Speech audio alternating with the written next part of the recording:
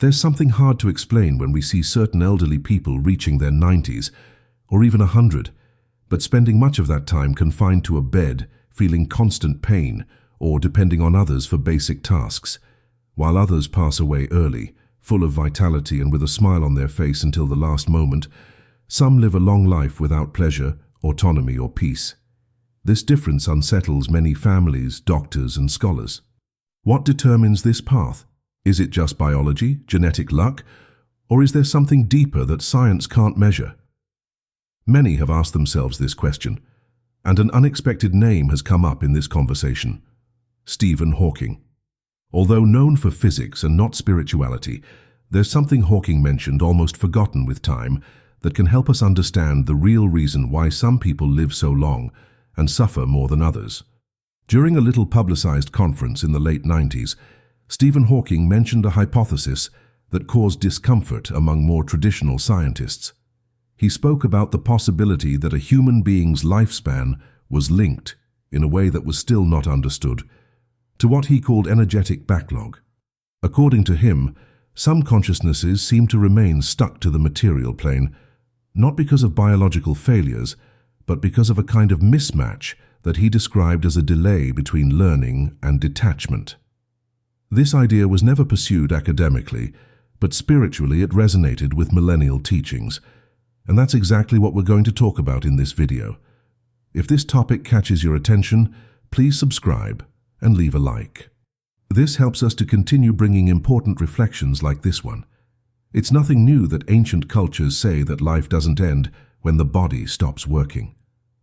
For many spiritual traditions, prolonged suffering in old age can represent more than just physical collapse.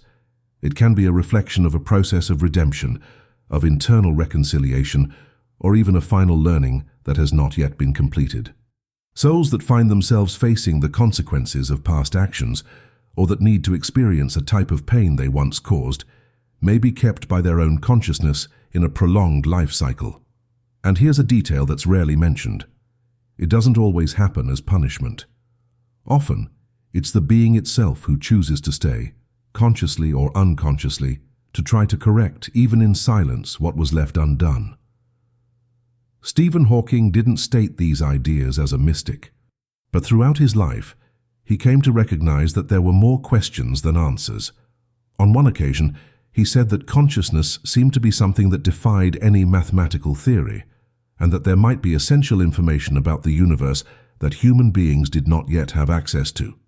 When we associate this with longevity, with suffering, a new perspective opens up. What if we're not just facing a failing body, but a soul trying to complete its task? What if what we call suffering is, in fact, a final chance for evolution, liberation, or even forgiveness? This completely changes the way we look at difficult old age, especially when it drags on without a clear medical explanation. People who have lived intensely but left trails of pain in others, or who have refused to look inward for too long, may face a moment when the body becomes the mirror of what the soul still needs to work on. This isn't punishment. It's a readjustment movement. Spirituality in various traditions describes this as a sacred, albeit painful, period where the soul, still trapped in the body, has the chance to reevaluate its choices in depth. Suffering in this case isn't an enemy. It's a silent teacher who teaches through resistance, time, and surrender.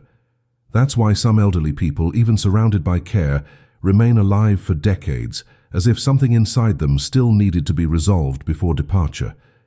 This understanding can alleviate some of the anguish of those who accompany the suffering of a loved one. It can bring meaning to what seems unfair, cruel, or random. Nobody likes to see someone they love suffering slowly.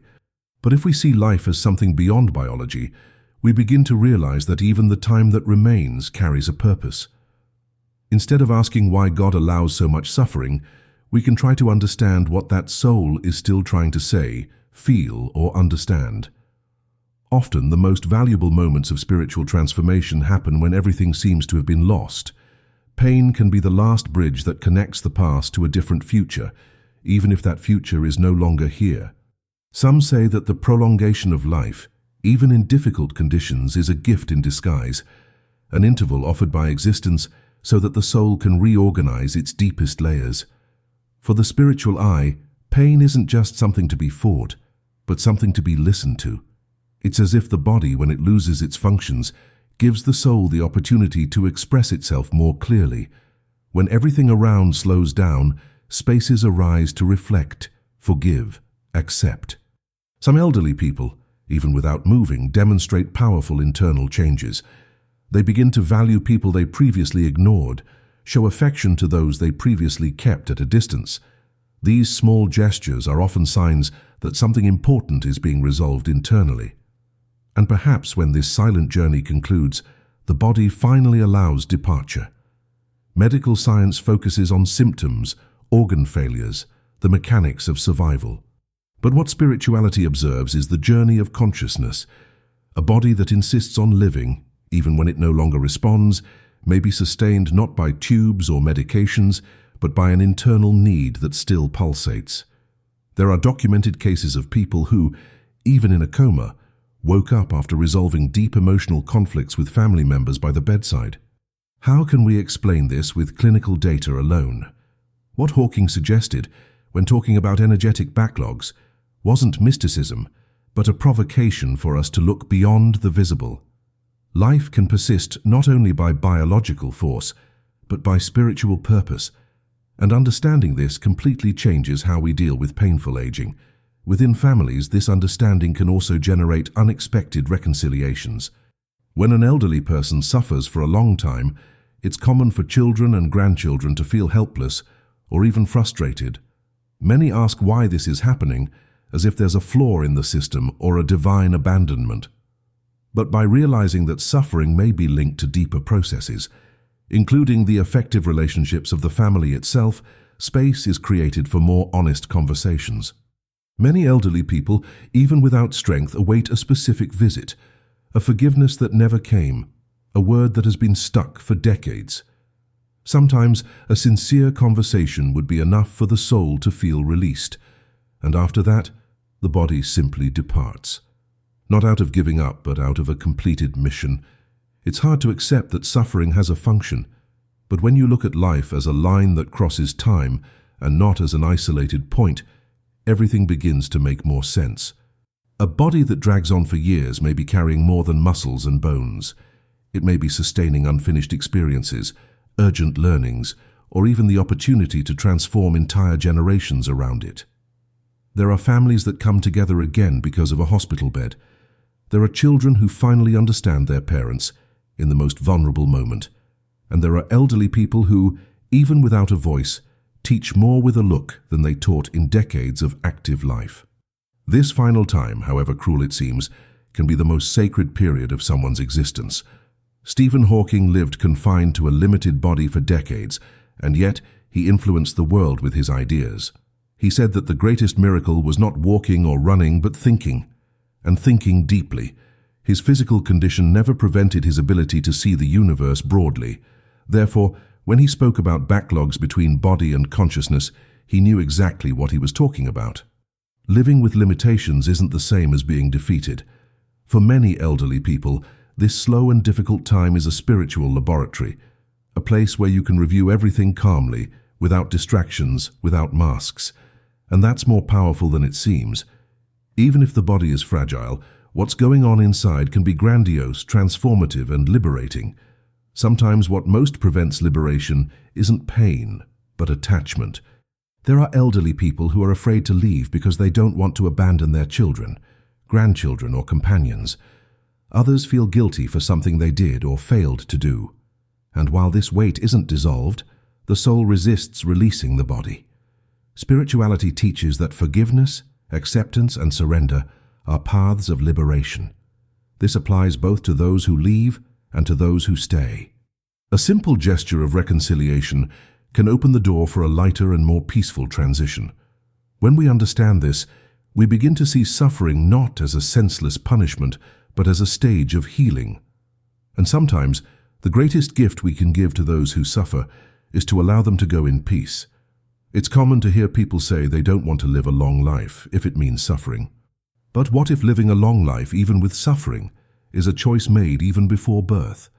This is an idea shared by various spiritualist currents, which state that some souls choose difficult paths precisely to accelerate learning or close important cycles. This doesn't mean that all suffering is desired or deserved, but that there may be a silent purpose behind what seems cruel. In this logic, long and suffering old age isn't an error of nature, but a carefully planned experience, even if forgotten throughout life. Many who face this journey carry immense strength, invisible to the eye. They continue there not out of weakness, but out of courage, and they only depart when the cycle is complete. Even among skeptics, there are those who perceive signs that defy logical explanations. People who improve suddenly after a gesture of love, a family reunion, or a simple hug. Others who stay alive for years, waiting for something that only they seem to understand. There are records of elderly people who only passed away after hearing a specific song, seeing a grandchild born, or reconciling with someone distant. All of this may seem like coincidence, but for those who look more closely, they are indications that the end of life isn't just a physical process. It's also a spiritual rite of passage, full of meaning. And in this rite, time and pain can be essential parts. They shape consciousness, cleanse deep wounds, and in many cases open the doors to a peaceful departure.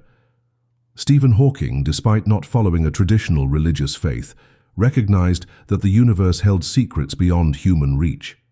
He believed that we were still far from understanding what truly moves time, matter, and consciousness.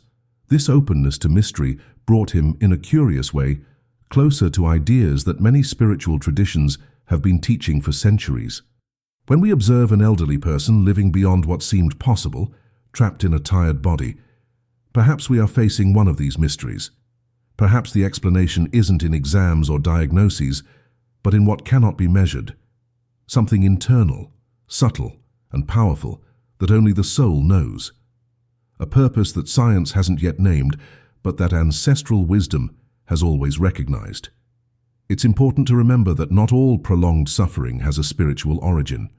There are medical, social, and emotional conditions that also contribute, but ignoring the spiritual dimension of life is like watching a movie with half the screen blacked out. When we integrate body, mind, and spirit, we can see the complete picture. And often, by considering this broader view, we are able to act with more empathy and less judgment. Instead of questioning why a person is still alive, perhaps we should ask what they still need to feel, resolve, or teach. This change of perspective transforms how we care, how we accompany, and even how we say goodbye. We begin to respect the other person's time with more humility and patience. There are families who, upon understanding this, begin to value every small gesture. A handshake, a lingering look, a shared memory. What was once just suffering becomes an opportunity for connection. Moments that once seemed empty gain meaning, and this also heals those who remain. Because it's not just the elderly who transform in this process. Children, grandchildren, friends, all are touched by this presence that insists on remaining, and when the departure happens, it comes with less pain and more understanding. The physical absence doesn't erase the transformation that occurred in the relationship. On the contrary, it strengthens memories and leaves a legacy that can cross generations. The pain that an elderly person carries can indeed purify much more than their own soul. When Hawking spoke about backlogs between consciousness and time, perhaps he was giving a name to something that many already felt, but couldn't explain. Living long and suffering isn't an error of fate. It can be a profound agreement between soul and existence, a silent pact made back then when we didn't yet have a body, but were already seeking learning. Of course, this idea doesn't eliminate the pain, but it can give it a new meaning. And meaning is what sustains hope. When a person feels that their pain has meaning, they cease to be just a victim of time. They become the protagonist of their own story, even in its final chapters. And that changes everything. It changes how they live, how they are cared for, and especially how they depart. When looking at elderly people who live long and suffer, we need to put aside the haste of easy judgments. Each person has a unique plot, full of invisible nuances. We don't always know what's going on inside those who suffer in silence. Often, we judge by what we see, but we don't see the dimension of what is being lived internally.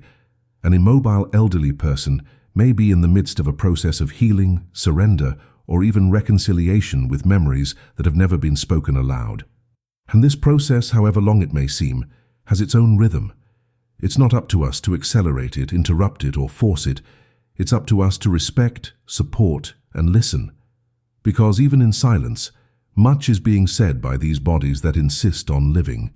In some traditions, it's believed that final suffering is the chance to empty the baggage before leaving, as if the soul could make peace with everything it carried for a lifetime. And this emptying, when it happens in peace, allows the spirit to follow more lightly. Therefore, caring for the elderly goes beyond the physical.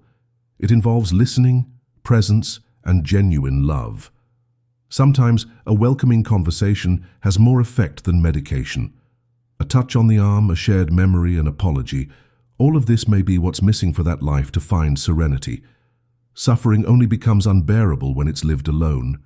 When there is connection, it transforms into a path of mutual healing between those who leave and those who remain. Stephen Hawking's legacy goes far beyond theoretical physics. He taught us, with his own life, that the limitation of the body isn't the end of human expression. He showed that thinking, feeling, and transforming are capacities that resist the greatest physical difficulties, and he invited us, with his provocations, to rethink what existence is. When we apply this perspective to elderly people who live long and suffer, we realize that perhaps there is something as grand as a scientific discovery happening there. There may be no formulas or equations, but there are encounters, regrets, forgiveness, farewells, and internal rebirths happening in silence. And this, in itself, is worthy of respect, attention, and reverence. Often, the greatest pain of an elderly person isn't in the body, but in abandonment. Physical suffering intensifies when it's added to loneliness. Therefore, more than understanding the spiritual reasons behind longevity with pain, it's necessary to act, to be present, to care, to listen without haste, to value the existence of those who are still here. Each day lived can be the last chance to learn something essential. Spirituality reminds us that nothing is in vain, and when we offer love to those who suffer, we are also healing something within ourselves. Shared pain becomes lighter, and often this gesture of care may be what's missing for the elderly person to find peace and, finally, be able to depart with dignity. There are no absolute answers to the mystery of long life with suffering, but there are paths of understanding that help us to better deal with this reality. Seeing the elderly person beyond the body, beyond the pain, is one of these paths. Understanding that there are entire stories being resolved in silence, that there are spiritual processes happening where we least imagine, is opening our hearts to a new form of presence. Pain doesn't have to be just a burden. It can be an instrument of revelation, healing, and even love. And when we can see that, every moment, even difficult, becomes valuable. Life ceases to be just counted time and becomes learning lived until the last breath. If this video touched you in any way, share it with someone who may benefit from these words. Subscribe to continue receiving content that respects the value of experience, consciousness, and the soul. Because aging is more than resisting time. It's traversing existence with courage even when it becomes difficult, and understanding this is an important step towards aging with more humanity, more empathy, and more truth.